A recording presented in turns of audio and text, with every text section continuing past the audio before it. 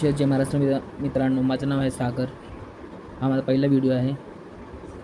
Confidence पूर्ण zero आहे. पहिलं पण खूप वेळा व्हिडिओ काढलेले, पण स्वतःच व्हिडिओ काढल्याच्यानंतर ना स्वतःच हसायचो आणि स्वतःच एडिट करायचो. म्हणून तेवढी डेअरिंग नव्हती कधी पोस्ट करायची किंवा काय. आता सध्या घरात आहे आपण, म्हणून हा एक्सपेरिमेंट करतो की जे स्वतःच्या लाईफमध्ये मी एक्सपिरियन्स घेतला आहे ते आपण लोकांना सांगूया.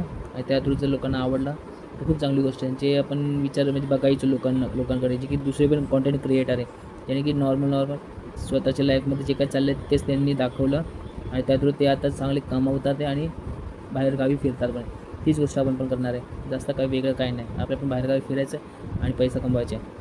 जे की माझ्यामुळे माझ्या घरच्यांच्या डोळ्यात पाणी आले ना, तर त्यांना प्रॉपर त्यांच्या डोळ्यात अभिमान बघायचा की नाही आपला पोरगा बघा एक नंबर आहे, अशी बोललं पाहिजे.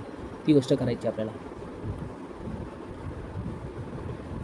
म्हणून हा व्हिडिओ मी आता टाकणार यूट्यूब शॉर्ट्स किंवा इंस्टाग्राम रील किंवा व्हिडिओजमध्ये टाकणार आहे. जर आवडल्यास तर नक्कीच लाईक करा आणि शेअर करा आणि फॉलो पण करा. त्या एक्सपिरियन्स माझा जास्त काय नाही, म्हणजे वेगवेगळा नाही. एकच गोष्ट की मी कॉलेज टायमापासून हा व्हिडिओ बनवायचो, पण कुठचाच व्हिडिओ ही गोष्ट ऐकलं डायरेक्ट डिलीट मारायचो हसूनच स्वतःहून. तर आता सध्या फिटनेस टाईपमध्येच आपले व्हिडिओज असणार, सगळं कॉन्टेंट असणार. म्हणजे काय करायचं, म्हणजे डेली व्हिडिओज येणार. ते कसे काय संध्याकाळचं तर मी जाणारच रनिंगला किंवा काय ट्रेडमिलवरती किंवा काय जिम करणार. ही डेली लाईफ ॲक्टिव्हिटी असणार आहे आपली. आणि त्यातून नंतर कसा चेंजेस होणार आपल्या ह्याच्यामध्ये ते पण तुम्हाला दाखवणार. आणि बाकीचे जे कोण असे आता सध्या बघतात किंवा काय त्यांना आवडलंच तर तुम्ही पण तुमच्या लाईफमध्ये एक गोष्ट ॲड करा की एक्सरसाइज, जिमिंग ही गोष्ट ॲडच करा.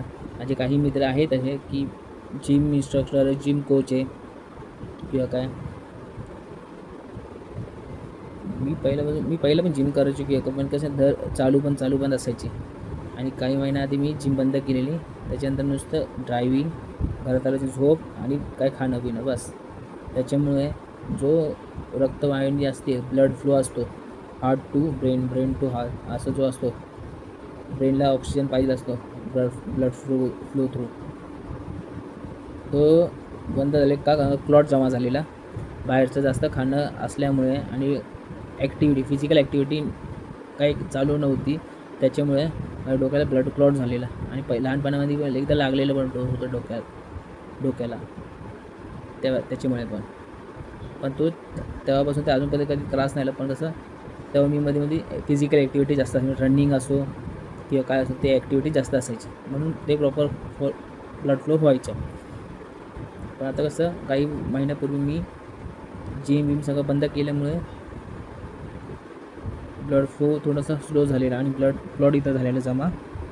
मग ते नंतर डॉक्टरने ते ब्लड क्लॉट काढला, परत चालू झालं. आता मेडिकेशन प्रॉपर चालू आहे, गोळ्या चालू आहे, फिजिकल ॲक्टिव्हिटीज चालू आहे, सगळं काय चालू आहे.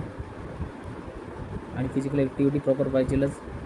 आपल्या जर लवकर रिकव्हरी व्हायची आहे ब्रेन स्ट्रोक किंवा पॅरालाइजपासून, तर आपल्याला फिजिकल ॲक्टिव्हिटी मस्ट आहे. म्हणून प्रत्येक लोकांना हे जाणार ज्यांना अजूनपर्यंत काय झालं नाही तर खूप चांगलीच गोष्ट नकोच व्हायला. पण तुम्ही तुमच्या लाईफमध्ये फिजिकल ॲक्टिव्हिटी ठेवा. मग ते कॉर्पोरेट वर्कर असो किंवा कुठचाही कोण दुसरे ड्रायव्हर मित्र पण आहेत काही किंवा अजून काय लाईफमध्ये तुम्ही फिजिकल ॲक्टिव्हिटी ठेवाच तुमच्या. हेच सांगणार मी, अजून काही नाही. चला, जय शिवराय, जय महाराष्ट्र मित्रांनो. बाय.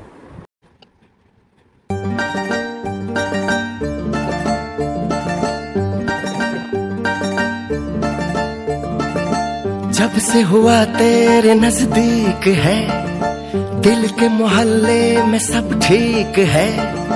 जब से हुआ तेरे नजदीक है, दिल के मोहल्ले में सब ठीक है. जरा सा किताबों में कम ध्यान है, ज्यादा तेरे ख्यालों में है.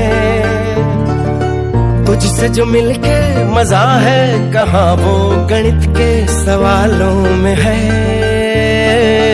करके गुस्ताखियां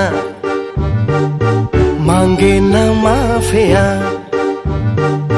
तेरी चाहत ने बदला मेरे दिल का जुगराफिया.